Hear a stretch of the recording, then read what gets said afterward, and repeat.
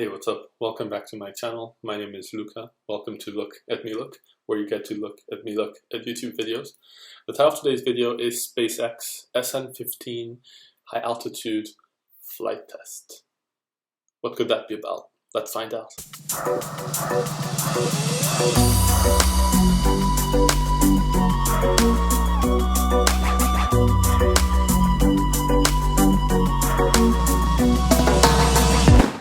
3, 2, 1.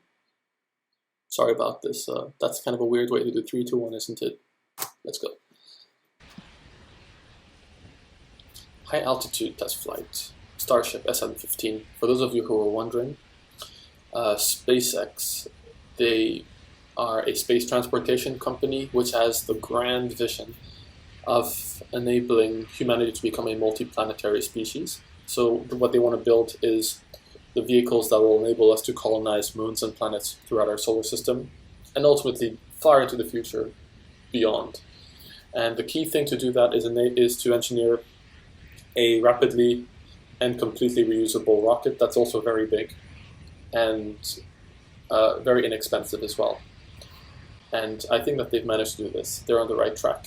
And right here you see one of 15 iterations of the Starship vehicle. The Starship is essentially the second stage of the Mars Colonial Transport System. The big booster, which is the first stage, that will launch this vehicle quite high up at a quite high speed.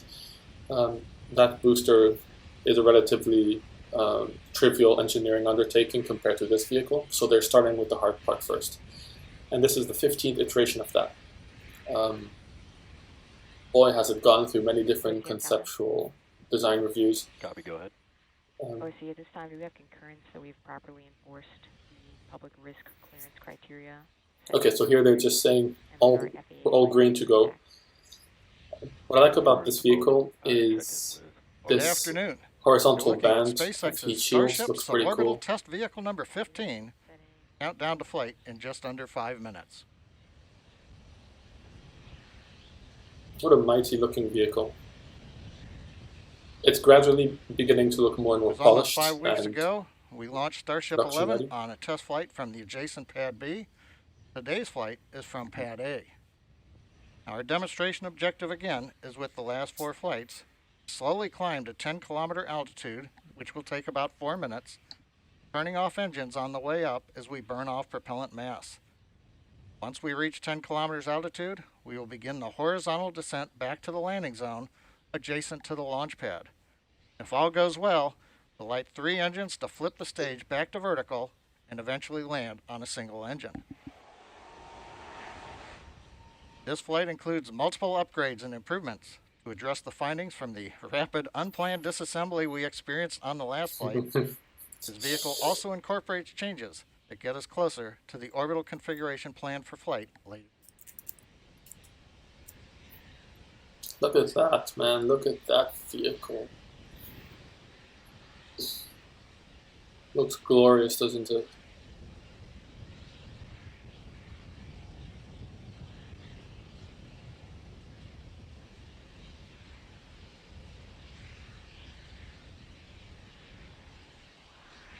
One thing that's really amazing about this vehicle that was a drastic design change was the idea to make it out of 301 stainless steel.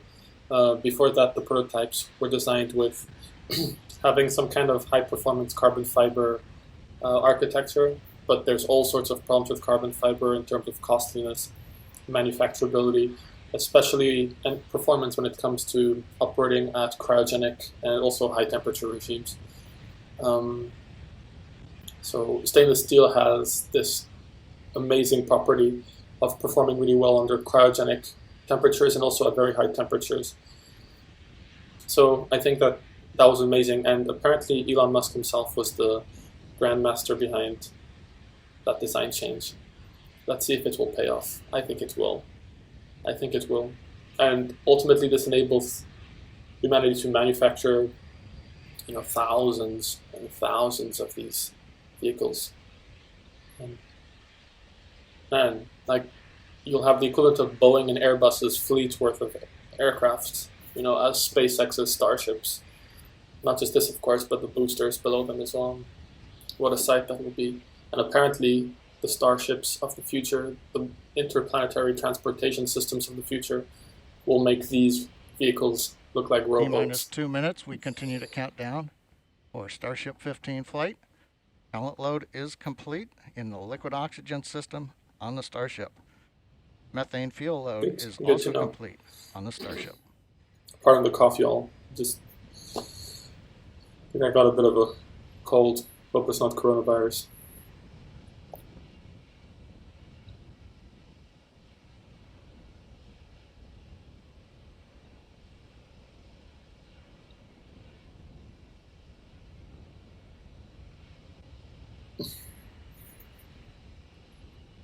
I think the idea of giving this Starship flaps, I think looks really cool.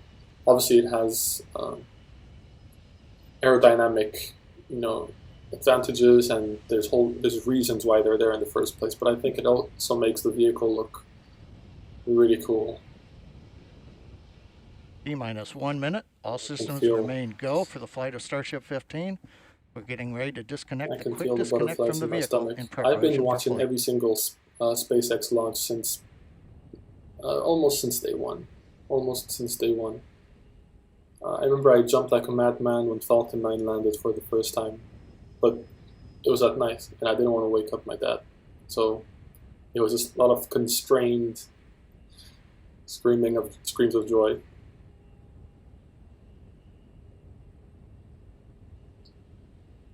One of the earlier Starship iterations did manage to land, although rather harshly.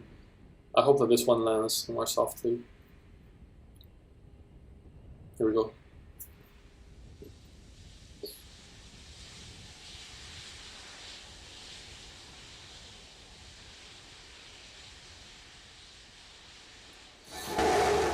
Here we go.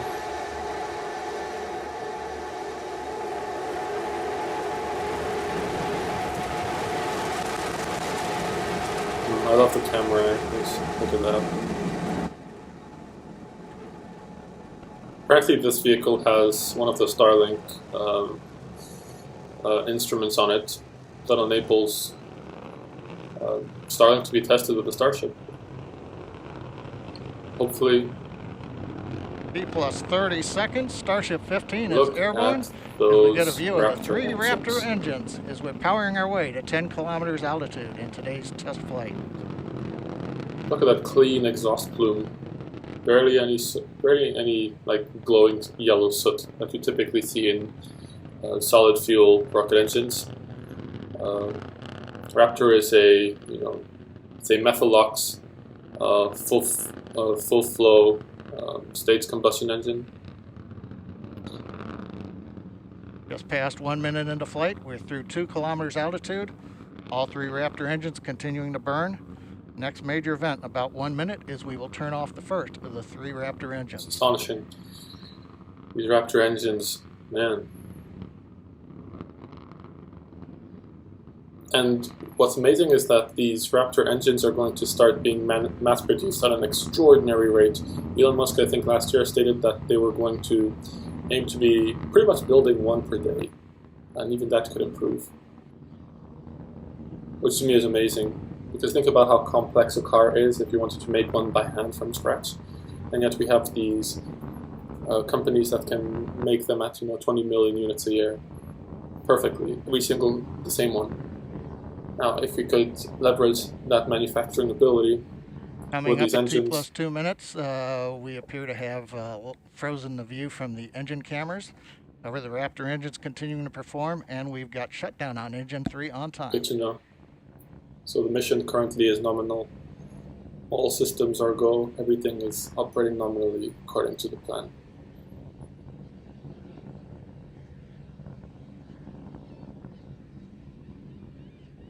Some of you who are maybe wondering, like, why on earth would they make a vehicle out of stainless steel? Why hasn't anyone else thought of that? Well, the thing you need to understand about space travel is that there's a very hard combination of variables that you need to optimize in order to make a vehicle that is even orbit-worthy. T plus 2 minutes, 40 seconds while we're trying to regain video from the vehicle. We continue to ascend. We have just passed the 8-kilometer point in flight. Everything continues to look good on Starship 15. And the key thing is that basically the rocket has quite a bit of weight, and to the degree that you can shave off weight from the rocket, that basically allows you to have the fuel that you store on the rocket that could be used to propel it further, faster, etc. And essentially, when you think of stainless steel, when you juxtapose it to carbon fiber, you think carbon fiber, stainless steel, carbon fiber bikes, stainless steel structures. Aren't stainless steel structures heavy? Yes, they are. Aren't carbon fiber structures light? Coming up on 3.5 minutes into flight, we're approaching the 10-kilometer altitude. We'll begin to hover here. We've had engine number 2 shut down on time. We'll now be moving into the hover with one engine. And then in a little bit, we will begin the flip over to horizontal position and begin our descent, where hopefully a ground camera will be able to bring us live views of the flight. Good to know. But if you're going to make a fully and rapidly reusable vehicle, especially one that is going to be coming back from, high energy trajectories, like if it's coming back from Mars. Just past T plus 4 minutes into flight. We've got the views back from the Raptor engines. And unfortunately, what you're going to need to do if you have a carbon fiber hull is you're going to need to pad it with an enormous amount of very thick heat shields, because carbon fiber is not going to perform very well during re-entry temperatures. We get T plus 4 minutes 34 seconds. While we're working to regain video, it looks like we've got a shot looking back at the flaps on Starship. We're in the horizontal descent phase now. We're passing 6 kilometers. Here we go. A reminder, phase that's coming up as we get ready for landing. We will light 3 Raptor engines, flip the vehicle from horizontal to vertical. If things look good, we will shut down 1 Raptor engine and then possibly a second one and land on a single engine in the landing zone.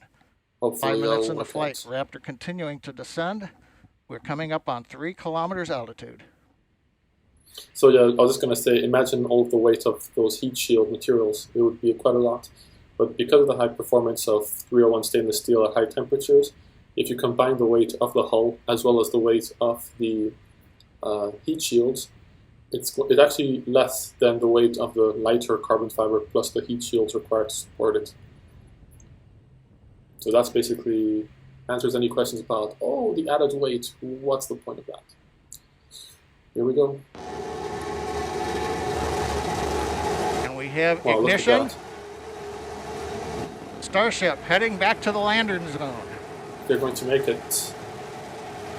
They're going to make it. Yes! Yes.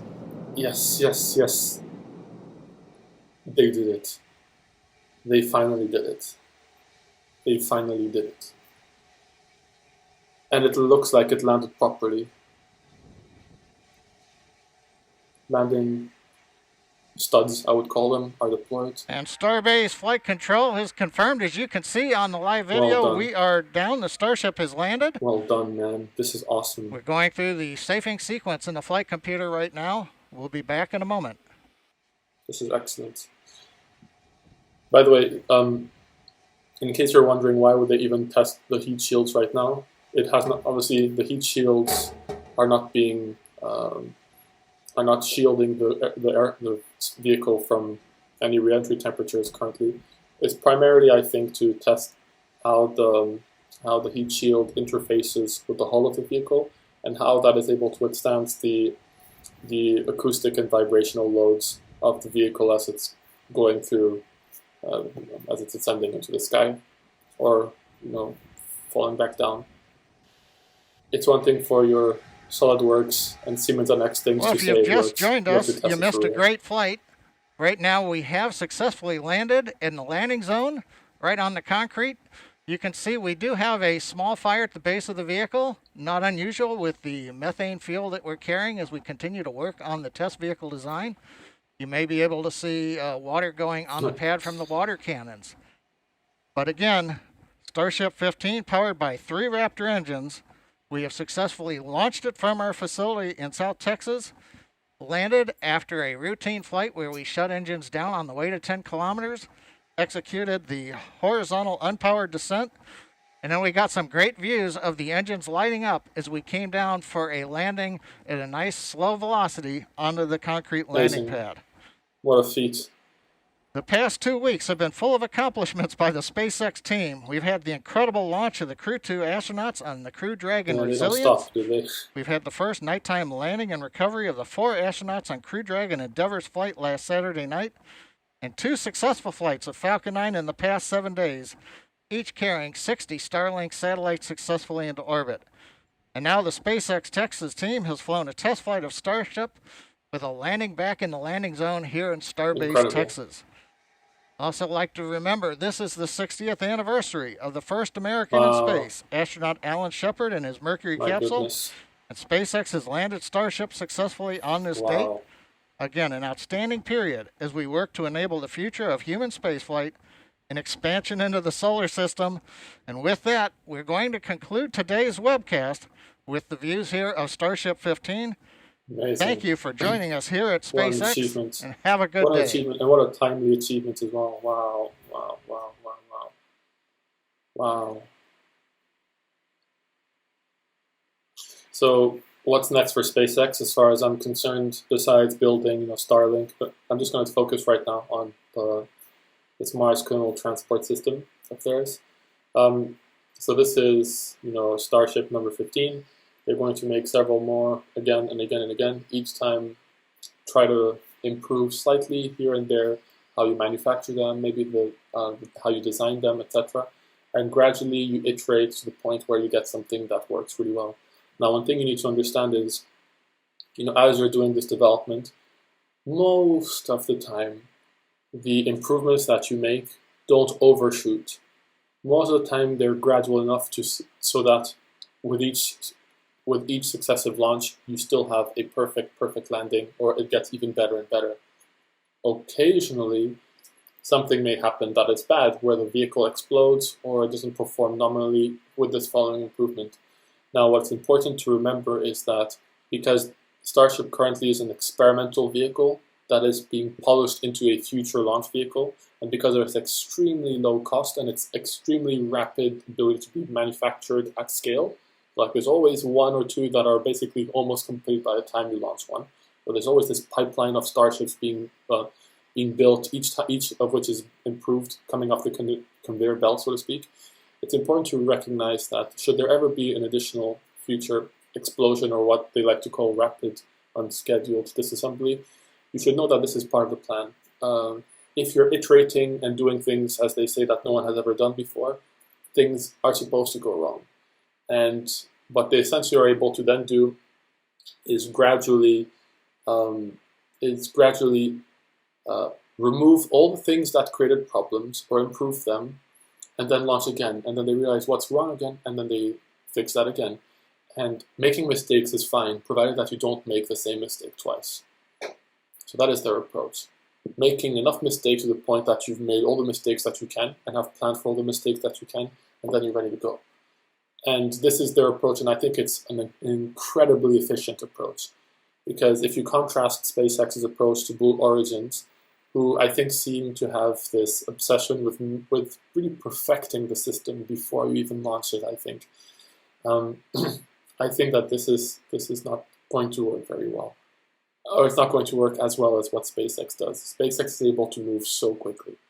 And what I'm very happy about with SpaceX is that, since I was little, I've always wanted to do. I was always on NASA's website trying to figure out when is the next major innovation in space coming, when is the next rocket coming along, when is the next launch of this planet, etc. Because I was a big fan of the universe, and I was a big fan of space travel. And during the period of time when I was really interested in all this, the only activity that was happening as it pertains to America was with the space shuttle. And with Europe, we had Arianespace and things like that. And they would launch a few times a year. They would be extremely expensive launches. They would be very impressive to look at, but I knew deep down in my heart that there's something going on here. Why aren't we seeing the space industry opening up with as regular flights as we are seeing in the in the airliner industry. And I was very dissatisfied with the pace of innovation when it came to space travel until SpaceX came along. And when they did, I feel like they're catching up on all of the missed time, all of this time spent being idly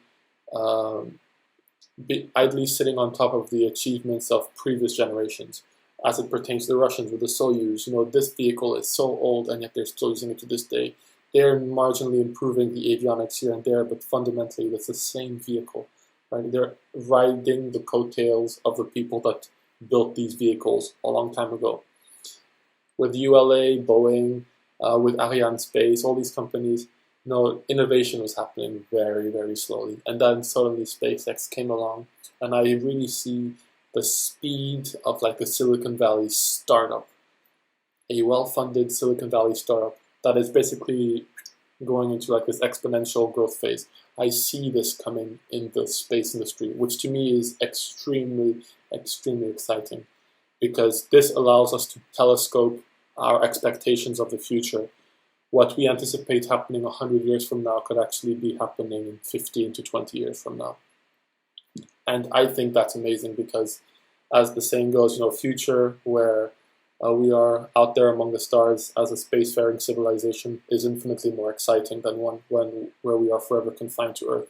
So thank you very much, SpaceX, for everything that you're doing. You've got legions of fans everywhere on Earth. Everywhere on Earth. You wouldn't believe where you find fans of this industry. I grew up in Africa most of my life, and in every single one of those countries, I've seen this level of excitement among my peers in school, their family as well. This is like a global enthusiasm for this. We're all standing in awe at SpaceX's achievements, and we can't wait to see what they manage to do next. Every single launch, every single test, I'm following. This is to me the most exciting company in the world. And once again, thank you very much for watching this video with me. My name is Luca. Welcome to my Look at Me Look YouTube channel. Please don't forget to subscribe. I generally do reaction videos like this. And today's reaction video about SpaceX, man, that was a great one. Thank you very much, and I'll see you next time. Take care.